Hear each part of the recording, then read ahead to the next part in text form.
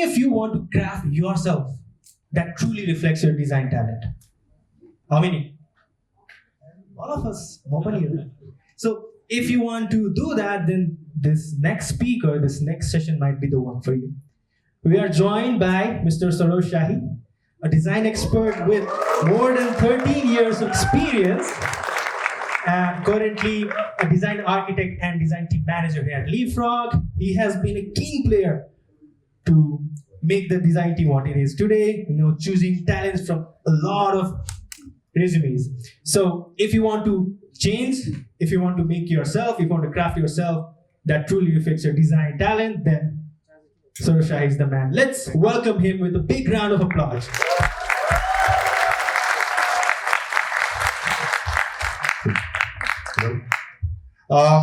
Once again, welcome all to Design Disco. Hope you're having a wonderful day today.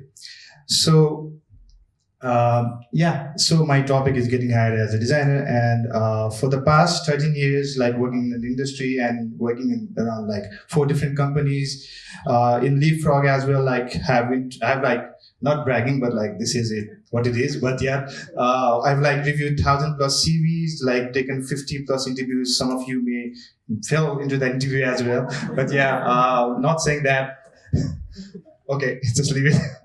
Yeah, so I want to share something that I've learned and I've seen a lot of applicants do, that repeating the same mistakes and again, and some applicants doing it right. So today I want to share my and our recruiter's perspective on how to get hired as a designer in Nepal, by the way. So first and foremost, before you start applying to all the companies and all the job applications that you see online, start exploring the roles that is in the market right now. There are a lot of roles. So whether you want to be a product designer, a UI UX designer, an animator, a graphic designer, a 3D illustrator, 3D designer, or a lot of other roles out there, right? So you need to know what you want to do. You can like focus on the financial side of it, but like just focus that what you want to do in the future, and like you don't get bored out of it. So then you also need to know where you want to work at. There are a lot of options out there. There are startup companies who just started off. You may need to do all the work in the startup. You know that, right? So you need to have all the skills. But yeah, there are startup companies. There are product-based companies. There are service-based companies. There are like agencies as well. So you need to also know where you want to work at. So just make up that mind and like start exploring the roles. So once you figure out where you want to work at, like, so you need to start building your portfolio and start building your skills. I can't tell you right now how to build your skills. It's just a big topic out there. I'll cover it some other day. But start building your skills. There are a lot of ways, but you need to start building your portfolio. A lot of people ask these days, like, why do I need a portfolio, right? But a portfolio is something that a recruiter or a company needs to see so that they get confident that you can work for them. So that's the whole purpose of portfolio. So you need to start making portfolio, and this is the most important thing, so please keep in mind. So a designer's first portfolio and the most important portfolio that makes a first impression is their CV. Right, so I've like personally, like, we visited a lot of people just based on their CV as well. Because if you can't market yourself from your CV, how will you market our company? So make sure that your CV is something that a designer does. Check for grammatical mistakes and everything else, and yeah, prepare for that. Since you're like applying for companies, start making your LinkedIn look professional. Start adding all the details, all the things that you've learned, all the things you want to do, and like make it professional and clean and like relevant. You can also use the like open to hire feature that LinkedIn is out there. LinkedIn has in their app, so you can do that and start building your portfolio. So add relevant skills that you want to work, add relevant portfolios and projects based on what you where you want to work at and where you want to apply. So when you're building your portfolio, also add case studies. The case studies is also relevant for both graphic design and all other roles out there similar to product design, because the case study will show the recruiter your process rather than just the final design. So make sure that you add your case studies, and in the case studies as well, it's always important and a plus point to add impacts of your work. And if you can also add impacts and your process, and also additionally some testimonials from your clients or somebody you work for, that always is a big plus. So do that. And yeah, once you're ready and you're build a portfolio, like you can build a portfolio like in a lot of ways. A lot of people use Instagram these days. There are tools and platforms like Dribble, Behance.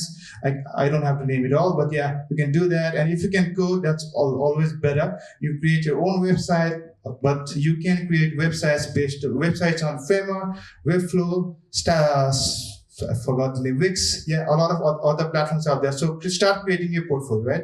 So once you created your portfolio, then next you need to apply. So you need to apply and share your portfolio, because if you're just gonna leave your portfolio online, no one will find it. You need to start sharing your portfolio, start sharing your work on LinkedIn, Instagram.